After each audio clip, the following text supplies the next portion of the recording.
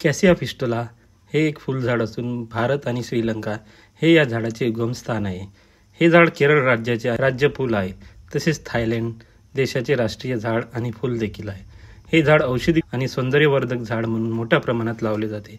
या झाडाला अनेक नावांनी ओळखले जाते, जसे की गोल्डन शॉवर ट्री, इंडियन लॅबरनम आणि स्थानिक नावे आहेत. हिंदीमध्ये याला अमलतास, बंगालीमध्ये पंदरलाटी, सोंडाला, सोनाली, मराठीमध्ये बहावा व बोया. कॅसिया फिस्टुला हे मध्यम आकाराचे झाड असून त्याची उंची 10 ते 20 मीटरपर्यंत जाऊ शकते. फुले लोंबत्या मंजुरीमध्ये 20 ते 40 सेंटीमीटर लांब येतात. फळ म्हणजे 30 ते 60 सेमी लांब व 1.5 ते 2.5 सेंटीमीटर जाडीची शेंगेसारखे असतात. तीव्र वास असलेले व अनेक बिया असलेले शेंडे असतात. लाकूड अतिशय मजबूत आणि टिकाऊ असते. या झाडाची वाढ वेगवान असून उष्ण आणि कोरड्या हवामानात उत्तम फुलते. उन्हात भरपूर फुल येतात. बऱ्याचदा पाने गळालेली असतात आणि झाड फक्त फुलांनी व्यापलेलं दिसते.